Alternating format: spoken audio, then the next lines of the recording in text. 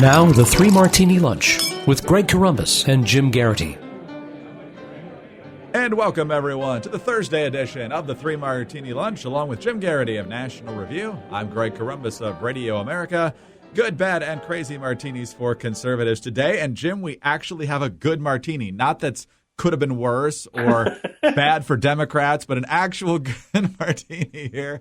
And we go to Jake Tapper at CNN, who was reporting on a speech that President Obama made, scolding the press about its 2016 coverage. There's two clips here. One is mostly about what Obama said, and one is Tapper's reaction to Obama. The media critic-in-chief had some tough love for journalism Monday night. Because while fairness is the hallmark of good journalism, false equivalency all too often these days can be a fatal flaw. Imploring us to do a better job at covering campaign 2016. A job well done is about more than just handing someone a microphone. But it's to probe and to question and to dig deeper and to demand more. Always fun to hear the guy, Jim, that compared the Crusades to ISIS, chiding others for false equivalency. But then Jake Tapper said, well, you made some good points about the press, but you might want to look in the mirror. The president's criticisms were well said and quite apt. But for many journalists, the messenger was a curious one. Many believe that Obama's call for us to probe and dig deeper and find out more has been made far more difficult by his administration than any in recent decades, a far cry from the assurances he offered as he first took office. President Obama's advice for journalists Monday night was spot on, but Mr. President, with all due respect, when one of the Washington Post's editors involved in the coverage of Watergate says that your administration's attempt to fight leaks and control the media is, quote, the most aggressive I've seen since the Nixon administration, well, maybe, just maybe, your lecturing would be better delivered to your own administration. Bravo for calling out the hypocrisy there, and bravo to Jake Tapper for doing a story that I didn't see anywhere else. Yeah, and you know, it's worth noting there that there's something of a danger that Barack Obama could end up like ruining what is a perfectly legitimate critique by being the guy who makes it. Right. Like, there's reason to say, hey, why does CNN and a bunch of other cable networks broadcast Trump rallies pretty much, you know, live, and if not in their entirety, then for extremely long stretches, a kind of an honor and a level of coverage that they simply didn't give Marco Rubio unless Rubio was insulting Trump. Very rarely give Kasich this, very rarely give Cruz this. And the explanation is, well, you know, he's the front runner. He's going to get more coverage than, say, a Jim Gilmore. Okay, but the race is now down to three guys, right?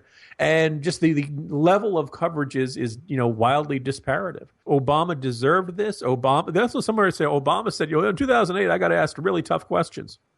Really? and I was held accountable. Really?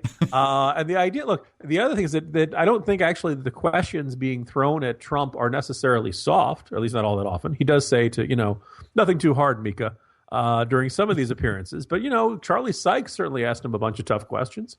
Just that you get word salad in response. So, you know, that I don't really think that's actually, I'm not so sure that relentlessly soft coverage is the problem of Trump. I do think there has been long stretches of largely uncritical or simply turning over the microphone. And just once, I just like to say, you know, when he gives this long meandering word salad, as he did with Anderson, like at one point Anderson Cooper had to say in his town hall earlier this week, Anderson Cooper had to say, well, the question was originally about protecting the rights of religious minorities in an era of terror. How do we do that? Because he had given like 5 minutes that had nothing to do with the question about that. So good on Tapper for making this critique. And Mr. President, for those of us who are upset about the type of coverage and when, you know, there is kind of this false equivalence or, you know, turning over the microphone to a candidate, Mr. President, stop helping. On to the bad martini now, Jim. And earlier this week, we looked at some polls suggesting that Donald Trump does not match up well with Hillary Clinton or Bernie Sanders, but those were popular vote polls, even though they were pretty large margins, usually double digits, certainly was with Bernie Sanders. Ultimately, as we all know from 2000, and anyone who actually knows how the system works, it comes down to the Electoral College. And right now you need 270 electoral votes to win. Larry Sabato and his gang over at Crystal Ball and the University of Virginia have put out their updated map. And first they start with the base map that they went with in May of last year, where a generic Republican, generic Democrat, probably start on the electoral map, and Republicans start at a disadvantage. They essentially start with the 206 electoral votes that Mitt Romney won in 2012, and the Democrats start with about 247, with 85 considered toss-ups. But now that we've moved further in the process and Trump has a sizable delegate lead, they decided to run the numbers on what it looks like if, in fact, Trump is the nominee. 347 for the Democrats, 191 for the Democrats. Because if Republicans want to get to 270 from 206, you're going to need to win states like Florida and Virginia and Ohio, and then pick up preferably one or more of these, Iowa, Colorado, Nevada, things like that. According to the Sabato map, the Democrats win every single one of those, including North Carolina, which had been leaning Republicans on the generic map. That now goes to the Democrats as well. And so it goes from a map that's difficult but not impossible for Republicans to one that looks like a very sizable Democratic win, all things being equal, at least today. So, Jim, another alarming number here. None of this is enormously surprising. When you see Donald Trump trailing Hillary badly head-to-head nationally, it stands to reason that he would not do well in any of these key swing states. Some of these swing states, there's a decent amount of head-to-head polling. Other ones, not so much. I found it really interesting, by the way, Greg, that there's only been one poll of Hillary Clinton and Donald Trump head-to-head in the state of Texas so far. That one had Trump ahead by 2. So there, if this was back in late 2015, it's conceivable those numbers have changed. I'd really love to see these kinds of numbers, a head-to-head polling between the two, particularly if there's no major third party or third option there, just to see how this shakes out, how this turns out, because it could be as bad as Sabato says, or it could be much, much worse. One of the things that's really unnerving about that, if you're a Republican looking at this map, is that let's note that in the last 2 presidential elections, 48 of the 50 states voted exactly the same way, right, both times.